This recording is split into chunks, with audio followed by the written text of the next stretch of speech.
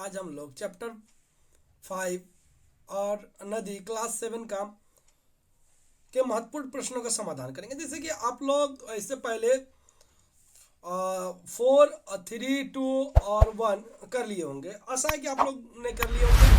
अगर नहीं किए हैं तो आप लोग प्ले लिस्ट में जाकर के कर लीजिएगा। देखिए जैसे कि यहाँ पे बात करते हैं चैप्टर 5 नदी क्लास 7। देखिए इसमें क्या है, कुछ महत्वपूर्ण प्रश्न मैंने लिया है, उसी प्रश्न का समाधान किया है। जो मुझे लगा है महत्वपूर्ण उसी के अनुसार लिया है। जो यूनिट टेस्ट और फाइनल में खास करके पूछा जाता है उन्हीं सारे क्वेश्चनों को मैंने लिया है। देखिए जैसे कि है नदी का निर्माण किस प्रकार होता है। एक्चुअली नदी का निर्माण होता किस प्रकार है इसमें देखिए, पर्वतीय अंचल में बहने वाली छोटी छोटी जलधाराएं परस्पर मिलकर भूमि के ढाल के अनुसार ही ऊपर से नीचे की तरफ बहने लगती है, तभी नदी का निर्माण होता है। मतलब कि देख लीजिए पर्वत है, पर्वत का क्या होगा, पर्वत से जलधाराएं क्या होगा, ये मान लीजिए ये पर्वत है, ऐसे करके ऐसे पर्वत है, ये पर्वत है। यहाँ से क्या होगा कि जलधाराएं परस्पर छोटी छोटी जलधाराएं यहाँ से बहने लगेगी। ठीक है, ये बहने लगेगी छोटी छोटी जलधाराएं, ये छोटी छोटी भूमि के अनुरूप। अब मतलब भूमि का नीचे है ढलान तो क्या होगा, नीचे की ओर पानी बहेगा। अब देखिए अनुसार अब बहने लगती है जिसे तभी नदी का, और ये धीरे धीरे क्या बन जाती है, जलधाराएं छोटी, ये छोटी छोटी जलधाराएं जो है नदी बन जाती है। तो ये ध्यान में रखिएगा। उसके बाद देखिए जैसे कि यहाँ पे आप लोग देख सकते हैं दूसरा, नदी किसे कहते हैं। एक्चुअली नदी किसे कहते हैं, वो तो नदी का निर्माण वैसे होता है। नदी किसे कहते हैं, देखिए जब छोटी छोटी जलधाराएं मिलकर बड़ी जलधारा का निर्माण करती है एवं धरातल पर बहती है उसे नदी कहते हैं। मतलब कि नदी का कहने का तात्पर्य है छोटी छोटी जलधाराएं मिल गई। मान लीजिए ये नदी यहाँ से निकली थी छोटी छोटी जलधाराएं, ये क्या हुआ, छोटी जलधाराएं मिलकर अब धरातल पर, ये धरातल बन गया, ये देख लीजिए ये धरातल हो गया। इस धरातल के अनुरूप बहने लगेगा। ये क्या होने होगा, नदी ये बहने लगेगा। ये जो बहने लगेगा ये वाला भाग, इस हिस्सा को, ये जो ये हिस्सा हुआ ये नदी कहलाएगा। ये क्या कहलाएगा, नदी कहलाएगा। बाकी अब देखिए नदी कहते हैं। उद्गम किसे कहते हैं, देखिए अब उद्गम क्या है कि उद्गम किसे कहते हैं,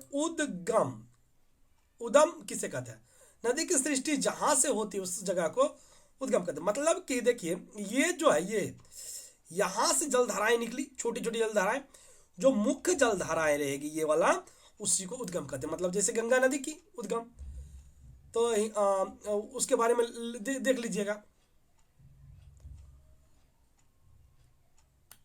अब देखिए गंगा नदी के उद्गम स्थल के नाम लिखो। तो मैंने बोला था गंगोत्री हिमनद के गोमुख से भारत की प्रधान गंगा नदी की उत्पत्ति होती है। मतलब गंगोत्री से वो जिस जगह से निकलता है ना, उस जगह का नाम क्या है, गंगोत्री। उस गंगोत्री के गोमुख से भारत की प्रधान, अब प्रधान नदी इसलिए बोला गया है कि ये भारत की प्रधान नदी है और पवित्र नदी है। नदी का मुहाना किसे कहते हैं, देखिए उद्गार तो समझ गए थे, अब मुहाना क्या होगा। ये नदी बहा के आई, समझ लीजिए ये नदी क्या हुई, बहा के आई। ये पर्वत हुआ, ये छोटा सा पर्वत मान लीजिए, ये पर्वत हुआ, ये पर्वत हुआ, ठीक, ये पर्वत हुआ, यहां से पर्वत जो नदी बहा के आई।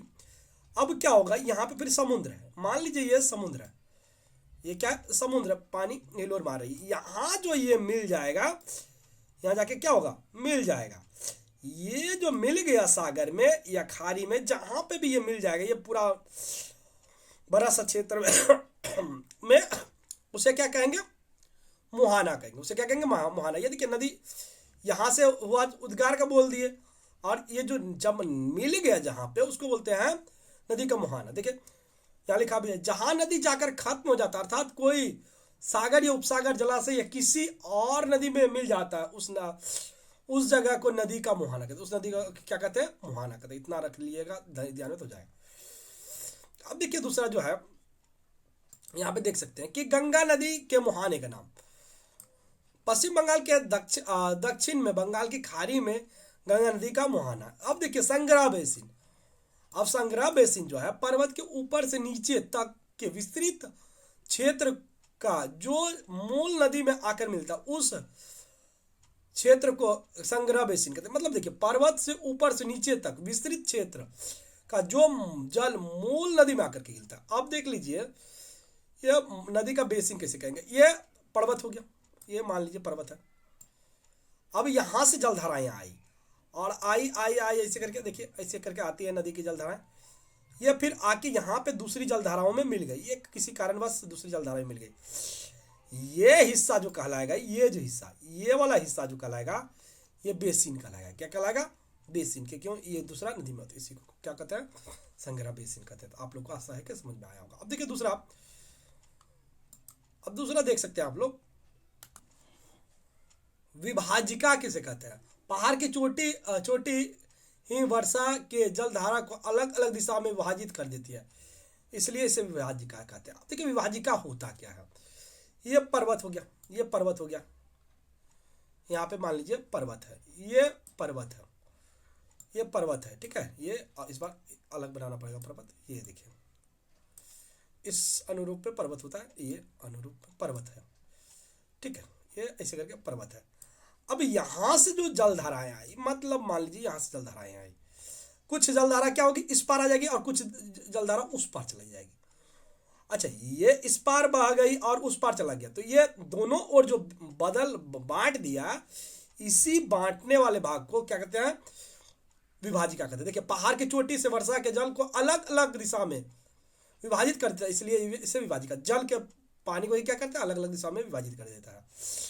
अब देखिए क्या है कि उपनदी किसे कहते हैं? यहाँ पे देख सकते हैं कि उपनदी किसे कहते हैं।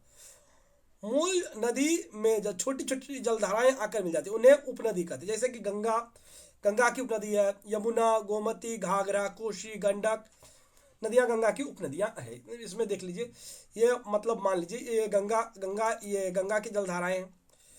इसी से मान लीजिए एक गंगा की जलधाराएं आई है, आ रही है ये गंगा की जलधारा, इसमें आकर के क्या हुई? यमुना नदी मिल गई आकर के, है ना। अब आकर के घाघरा नदी मिल गई आकर के आगे में, ये आगे में आकर के गंडक नदी मिल गई। ये अलग अलग नदियां आकर के इसमें क्या होगी? मिलते जाएगी। तो ये जो मिलने वाली नदियां हैं, ये सारी मिलने वाली नदियां, इन नदियों को क्या बोलेंगे? उपनदी बोलेंगे। तो इतना समझ लीजिएगा तो हो जाएगा। देखिए शाखा नदी किसे कहते हैं? इसके उदाहरण लिखो। मूल नदी से जो नदी शाखा के रूप में निकलकर किसी और जगह जाकर मिलता है, उसे शाखा नदी कहते हैं। जैसे भागीरथी और गंगा की मूल दो नदियां, पद्मा और भागीरथी। नदी की घाटी किसे कहते हैं? उच्च से मुहाने तक जहां से नदी प्रवाहित होती है, उसे नदी की घाटी कहते हैं। नदी का बेसिन किसे कहते हैं? देखिए नदी का बेसिन जो है, नदी का बेसिन किसे कहते हैं? यहाँ पे देखिए, नदी अपनी उपनदी और शाखा नदी के साथ उच्च से मुहाने तक जिस अंचल से गुजरती है, उस विस्तृत अंचल की भूमि को नदी का बेसिन कहा जाता है। नदी का क्या कहते हैं? बेसिन कहते हैं। इतना लिख दीजिएगा तो हो जाएगा। अब देखिए दूसरा जो है क्वेश्चन, पृथ्वी का सबसे विस्तृत बेसिन किस नदी का है?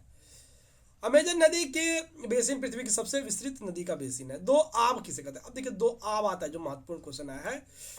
दो आब, पास पास बहने वाली दो नदी के बीच में का स्थल दो आब कहलाता है। फारसी में दो गंगा और यमुना की दो आब आगरा इलाहाबाद में स्थित। अब देखिए ये दो आब होता क्या? ये देखिए बात समझिएगा, पास पास दो नदियां बहने वाली के दो आब कहते हैं। मतलब कि ये देखिए अब देखिए दो पास पास बहने वाली दो नदियों के बीच के स्थल को दो आब कहते हैं। ये मान लीजिए नदी है, ये नदी है, और एक नदी दूसरा कलर का ले लेते हैं। देखिए यहां से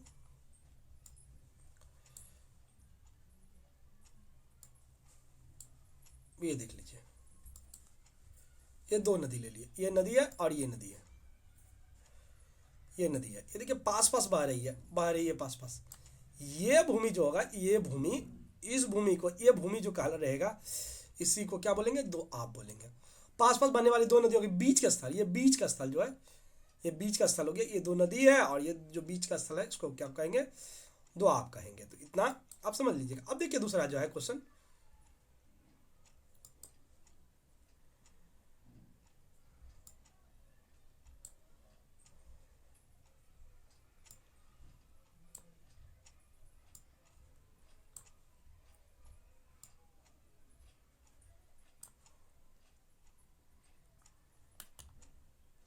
ये देखिए अंतर्राष्ट्रीय नदी किसे कहते हैं? इसके उदाहरण लिखो।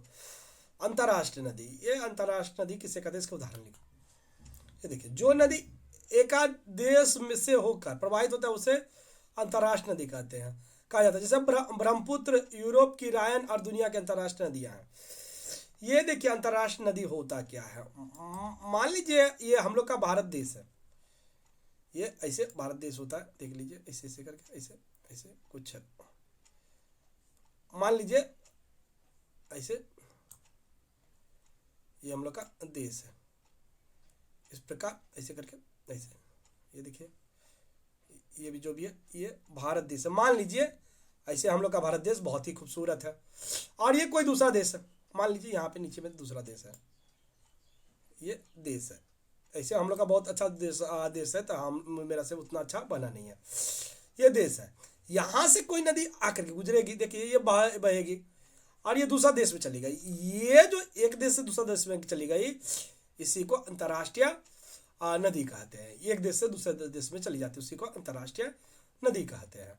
उसके बाद देखिए नित्य प्रवाह नदी किसे कहते हैं। ये देखिए नित्य प्रवाह नदी, जो जल का स्रोत प्राय पिघलते हुए बर्फ, पिघलता हुआ क्या है, बर्फ है। इन नदियों में साल भर पानी बहते रहती है, इसलिए इसे नित्य प्रवाह नदी कहते हैं। ये देखिए क्या होता है कि ये साल भर बहते रहती है, इसलिए इसको क्या कहते हैं, नित्य प्रवाह नदी कहते हैं। और नित्य प्रवाह नदी, ये देखिए नित्य प्रवाह नदी होती है कि क्या है, कभी कभी इसमें पानी आता है, बाकी पानी नहीं रहता है। पठार या किसी और अन्य ऊंचे स्थल पर जो पानी रहती है एवं वर्षा, वह वर्षा का पानी रहती है। यही कारण है कि वर्षा काल के अलावा यहाँ पानी नहीं रहता, इसलिए इसे अनित्य प्रवाह नदी कहते हैं। ये मतलब सीजनेबल नदी होती है, वर्षा में बहती है और ये कभी भी इसका पानी खत्म हो जाता है। उसके बाद देखिए नदी का क्या क्या काम है। नदी का कार्य है आगे बढ़ना। नदी अपने स्रोत से मिट्टी, बालू, कंकड़ एवं बड़े छोटे पत्थर को तोड़कर आगे बढ़ती है, यही नदी का क्षय कार्य करता है। दूसरा जो कार्य है देखिए, इस तरह की कंकड़, बालू के मिट्टी नदी के माध्यम से ही उच्च स्थल से नीचे के अंचल की तरफ बहा कर चली जाती है। यह काम नदी का वाहन कार्य कहलाता है। यह नदी का क्या कहता है, वाहन काल। अब देखिए दूसरा है जहां पर नदी की गति कम हो जाती है और वहां से पदार्थ एकत्र हो जाती है, यह नदी का संचय कार्य कहलाता है। अब देखिए जो दूसरा क्वेश्चन है, जलप्रपात किसे कहते हैं। ये देखिए जलप्रपात बहुत ही महत्वपूर्ण है आप लोग का एग्जाम के लिए, तो ये याद कर लीजिएगा जलप्रपात की। ये देखिए नदी को पहाड़ी क्या, नदी को ये देख सकते हैं, नदी को पहाड़ पथ में मुलायम और कंकड़ कड़ी चट्टान मिलने पर मुलायम चट्टान का अधिक क्षय हो जाती है, एक रास्ता का निर्माण हो जाती है और कड़ी चट्टान के ऊपर नीचे कूद पड़ती है, इसलिए इस तरह की नदी को जलप्रपात कहते हैं। देखिए बी आकार की घाटी या आई आकार की घाटी किसे कहते हैं। ये देखिए नदी की धारा के साथ बहने वाली ये छोटी बड़ी पत्थर से नदी की तलहट में घर्षण रहती है, जिससे नदी की घाटी और नदी और जलयुक्त का एक महत्वपूर्ण हिस्सा है। वर्षा का जल नदी में आकर क्या होता वह समुद्र में जाकर गिरता है और समुद्र का जल वाष्पीकृत होकर वर्षा के रूप में फिर नदी में वापस चली जाती है। गहरी होती है। उच्च प्रवाह नदी का सहायक नदी की संख्या कम होती है, मतलब ये इसमें देखिए दूसरा ए भी आकार की घाटी होती है। अतः और गहरी नदी घाटी अंग्रेजी के आई और बी आकार के जैसे दिखती है। उसके बाद देखिए सांकरी घाटी किसे कहते हैं। गहरी नदी अंग्रेजी के आई और बी अक्षर जैसे दिखाई पड़ती है, लेकिन नदी घाटी खूब चौड़ी नहीं होती है, यह सांकड़ी होती है, इसलिए इसे क्या कहा जाता है, सांकड़ी घाटी कहते हैं। कैनियन किसे कहते हैं, आप देखिए कम वर्षा वाले पर्वतीय शुष्क क्षेत्र में इस तरह के गहरे सांकरे घाटी को कैनियन कहा जाता है। अब देखिए दूसरा जो है वो है मिरांडा किसे कहते हैं। पृथ्वी का ढाल कम होने एवं जल का परिणाम बढ़ने के कारण नदी टेढ़े मेढ़े रास्ते मिरांडार को, मतलब कि टेढ़ा नदी का जो टेढ़ा मेरा रास्ता होता है इसी को क्या कहते हैं, मिरांडार कहते हैं। इतना लिख दीजिएगा तो हो जाएगा। अब देखिए अश्वखूर कीर्ति झील किसे कहते हैं। ये देखिए अश्वखूर कीर्ति, अश्व मतलब होता है घोड़ा, घोड़ा का देखिए खूर का आकृति लग रहा है ना, ये हिस्सा जो आप लोग को लग रहा है ये खूर का आकृति है, तो इसे ही अश्वखूर कीर्ति कहते हैं। देखिए नदी का प्रवाह बढ़ने से या नदी में जल बढ़ने से कभी कभी नदी के प्रवाह का हिस्सा मूल नदी से अलग हो जाता है। ये देखिए ये मूल नदी आप लोग को दिख रहा है ना, ये मूल नदी ये देखिए मूल नदी यह अलग हुए हिस्सा देखने में घोड़े के खूर के समान प्रतीत होता है, इसे अश्वकृति झील कहते हैं। ये देखिए, ये नदी मूल नदी है, ये बह रही है, लेकिन पानी कभी बढ़ा होगा और यहाँ पे पानी जो कुछ फंस गया, और तो ये जो देखिए कुछ ना घोड़े के आकृति का है, इसलिए इसको संस्कृत में अश्व बोलते हैं। घोड़ा को क्या बोलते हैं संस्कृत में? अश्व। इसलिए इसको क्या बोला गया है? अश्वकृति झील। ये हालांकि इसमें पानी रहता है और स्थिर पानी रहता है, इसीलिए इसको क्या कहते हैं? अश्वकृति झील कहते हैं। इतना लिखिएगा तो हो जाएगा। देखिए, बाढ़ के मैदान की सृष्टि कैसे होती है? ये बहुत ही ईजी है।